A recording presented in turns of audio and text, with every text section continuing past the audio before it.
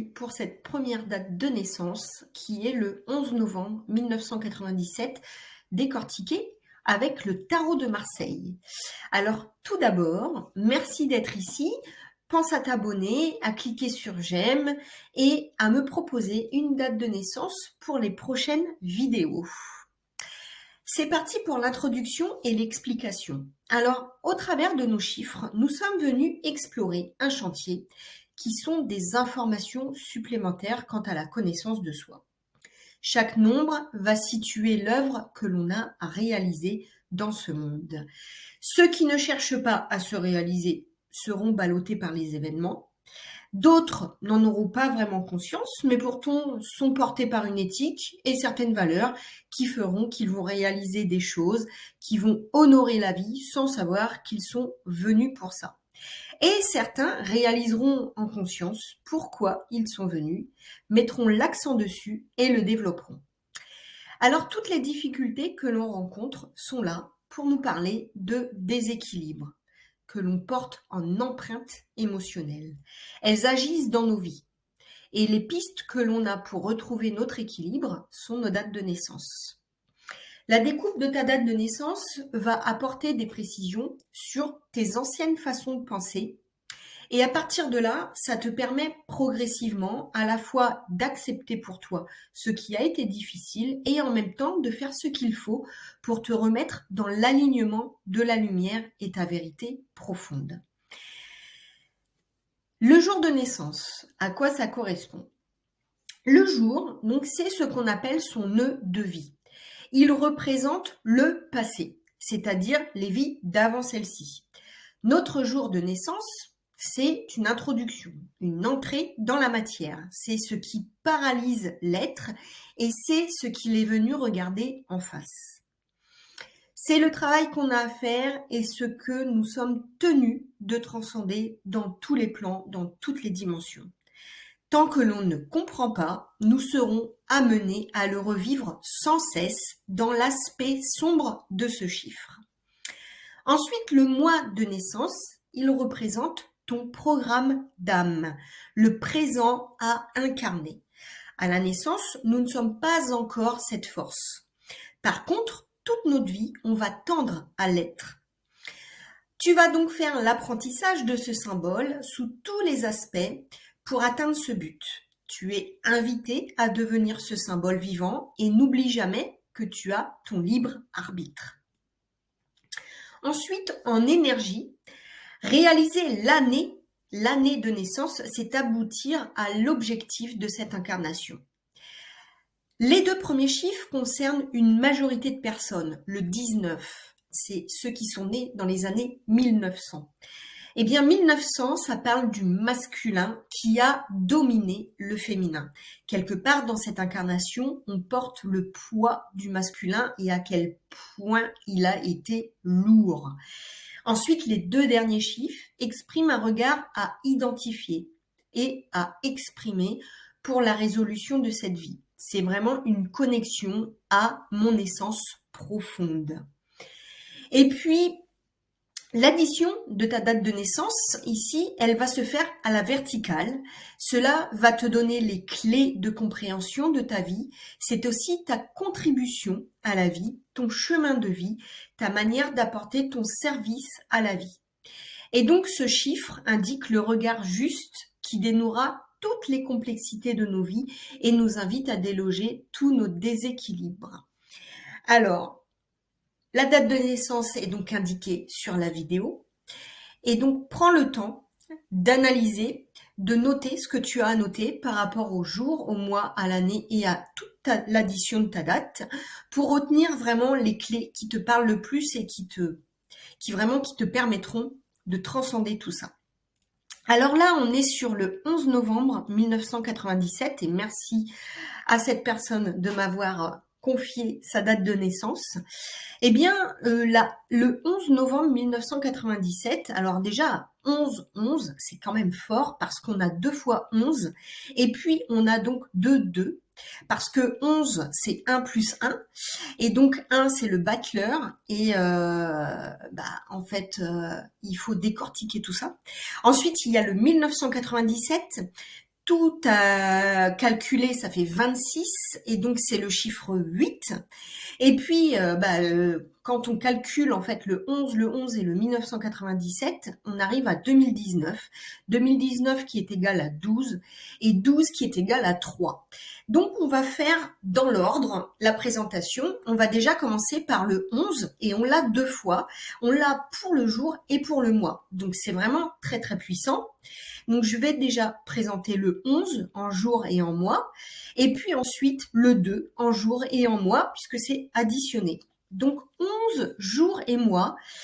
Le 11, c'est la force, le centrage, l'alignement. Qu'est-ce que ça veut dire? Ça veut dire rétablir l'unité, dépasser les résistances, les transmuter, se confronter à soi-même. Soyez très vigilants au travers de ce que vous vivez pour ne pas retourner dans la dualité. Je suis la personne la plus importante et mon objectif de vie est de me respecter et honorer mes besoins. Je peux le faire, la force me le permet. Seul l'amour que je me porte va parvenir à extraire en moi les forces nécessaires. J'ai le potentiel à moi, je suis invitée à me libérer, à lâcher ma résistance, à dépasser mes limites. La vie m'invite à aller plus loin, à m'expanser et me donner plus de liberté intérieure à partir du moment où je m'engage à me respecter et ne pas tomber dans la perversité, des choses négatives pour nous, pour faire plaisir à l'autre. Tout ce à quoi on résiste persiste et tout ce à quoi on fait face s'efface. La force ne m'impose rien. Elle est par la pureté et la légitimité de son intention. La force est une puissance produite par la douceur, la conscience, la fermeté et l'amour. Je suis seule au monde. C'est ma destinée de le reconnaître et d'aimer cet état pour me dissocier de ce monde illusoire. Il n'y a que soi-même pour contacter la puissance de son énergie. Croyez en votre capacité à aimer, à ouvrir votre cœur. Regardez en vous la générosité, la beauté de votre être. Ayez foi dans le pouvoir de l'amour. Votre évolution gagnera en profondeur et en énergie de vie. Donc, ton grand défi, c'est de te faire face. Le but du chemin, que ton ego devienne transparent. Cultive ta foi, crois-y et vis, ouvre-toi, tout est possible. La force véritable réside dans l'expression de tes valeurs, quelles que soient les circonstances. Voilà pour le 11. Et maintenant, on va passer au 2, puisque 1 plus 1 égale 2. Et donc, c'est important d'en parler aussi parce qu'il est très important et très présent dans cette date de naissance. Le 2 du jour et du mois, c'est la papesse. Et la papesse, qu'est-ce qu'elle représente? Elle représente la présence. Sortir de la dualité. Et ça marche très bien avec ce qu'on vient de dire juste au-dessus. Apprendre à voir ses ressentis de manière neutre. Si je juge, je mets une séparation. Demande-toi que se passe-t-il en ce moment pour moi. Être présent à ces sensations sans que le mental intervienne. La pensée duel produit la souffrance. C'est pour cela qu'un état de présence permet à la vie de se réguler et à la souffrance de disparaître. L'ignorance est une conscience restreinte, c'est-à-dire une absence de connaissance. Être à l'intérieur de soi, être simplement. Apprendre à réunir dans l'espace du cœur les deux principes féminins et masculins qui nous constituent, vous permettront de vous ouvrir à votre conscience. Et c'est l'apprentissage de la présence qui rétablira pas à pas les connexions avec l'intuition. La grande souffrance de l'être humain est le manque à être à sa présence. Manque de communication, manque de tolérance, manque d'ouverture, etc. Donc à toi de devenir ta propre mère, Coupe-toi de la fusion pour construire ton unité. Savoir où tu es, où est ton jeu. La connaissance de je, c'est l'oubli de tout ce qu'on t'a appris. Sortir de la dualité. S'élever, ne plus se laisser impacter par quoi que ce soit ou qui que ce soit. Ce n'est pas confortable et on fait comme on peut dans ce monde de matière, certes, mais apprends et veille à ajuster chaque jour en conscience l'ancrage qui t'amène à ta présence. Ensuite, on va passer à l'année. L'année, c'est donc le 8. Une fois que tout est calculé, et donc le 8, c'est la justice. La justice, sacré programme. Ce qui est faux fait mal. Ce qui est vrai est loi et joie et liberté. Transformation, miroir. L'autre joue un rôle parfait pour te montrer une part de toi. Tout ce qui n'a pas été résolu va de façon surprenante et invisible se manifester dans ton quotidien par résonance vibratoire. On attire une expérience afin de se montrer nos zones de non-amour. Le juste est celui qui est équitable et doit aller lui-même au-delà de la dualité et apprendre à accueillir que tout est neutre. On revient toujours à la même chose. Tu es invité au centre d'où tout part et où tout rayonne. La loi de la vie n'est pas la loi des hommes. La voie du juste milieu ne va pas sans certains élagages intérieurs. Devenir en toutes circonstances souple et s'adapter. Être honnête avec soi et s'aimer malgré nos zones d'ombre.